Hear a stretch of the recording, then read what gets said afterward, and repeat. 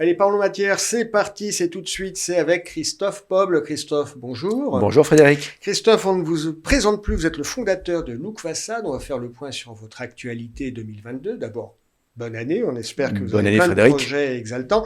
Une petite rétrospective 2021, on vous a vu sur de nombreux chantiers. Vous avez livré à la Bourse de Commerce, à Fondation Pinault, on vous a vu à l'Hôtel de la Marine.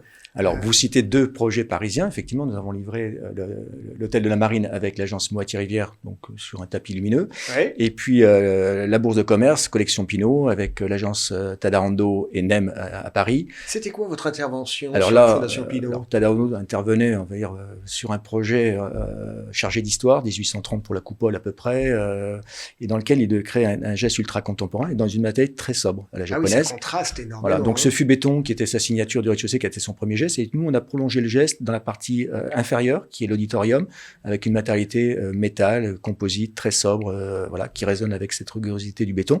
Et puis on nous invitait à monter jusqu'au deuxième, troisième étage, le restaurant, la brasserie Michel Brun. C'est vrai qu'on évoquait deux chantiers parisiens. 2021, vous étiez aussi à Sydney sur une salle de spectacle. Alors, Sydney, j'étais aussi au Japon, un peu ailleurs, mais alors, sur Sydney, on est actuellement sur un projet alors qui était en phase étude, qui va passer en phase réalisation, qui est la Powerhouse, qui est une salle de spectacle rock'n'roll un peu, Ouais. anglo-saxonne, à Parramatta, qui est un quartier, enfin qui est une ville juste périphérique de Sydney.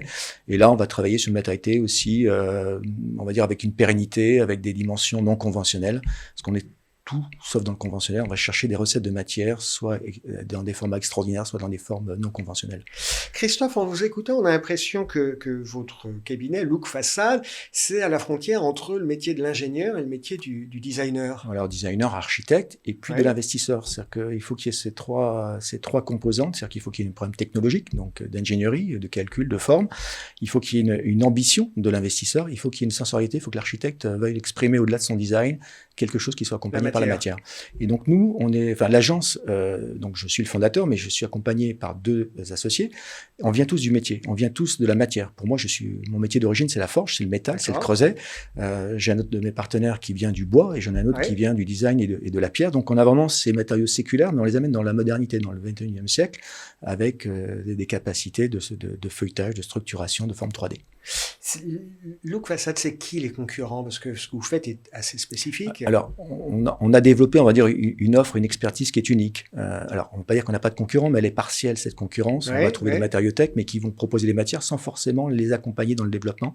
Alors que nous, on va mettre au point une recette de matière, de matériaux, et on va la rendre possible, et on va la rendre éditable, viable. D'accord, il y a un accompagnement. Un accompagnement, tout à fait. Vous contentez pas de dénicher des solutions, non. Vous accompagnez la mise en souvent, œuvre. on a l'intention qui nous est donnée, à partir de cette intention, on va la traduire, et donc on va la développer et l'accompagner.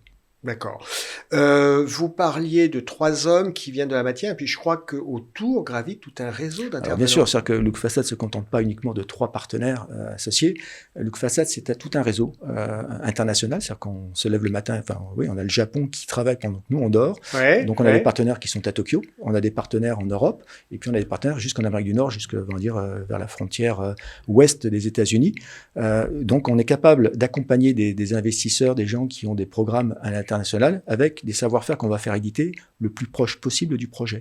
Donc c'est aussi une démarche de responsabilité, d'éco-responsabilité, de minimiser les impacts carbone, tout en étant dans des technologies poussées. C'est-à-dire que la cuisine ou l'atelier où on va définir les solutions, il est ici basé à Paris, mais en fin de compte, son édition peut être au Japon, peut être aux États-Unis.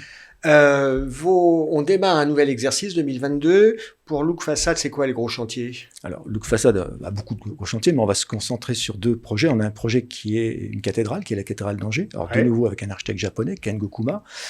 Et donc, on accompagne ce développement déjà depuis la phase concours. Et là, maintenant, on va entrer dans la phase réalisation.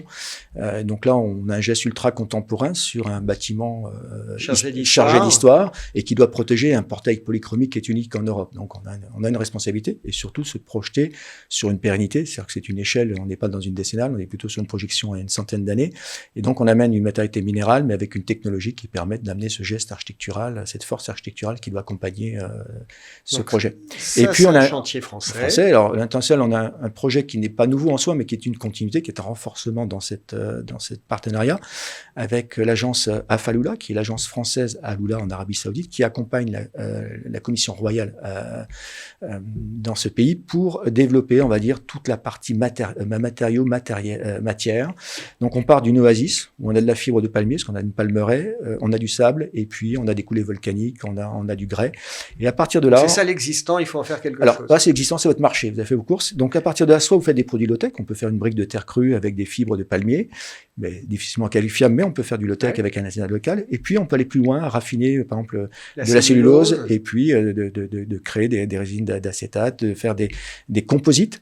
Et donc, à partir de là, on va proposer à différentes créatifs qui vont venir demain, des architectes, des résidences, des artistes qui vont être en résidence, des capacités matériaux locaux pour édifier, pour construire, pour réaliser là, c'est un laboratoire. Alors, on a une phase de laboratoire et on s'entoure de laboratoires d'expertise européenne pour qualifier tout ça, pour les définir, mais on lance toutes ces traces-là. On va jusqu'à toutes les notions de prototype et d'échantillonnage. Christophe Poble, on vous souhaite succès dans vos projets en 2022. Merci d'avoir été avec nous. Je vous remercie. À bientôt. À très vite.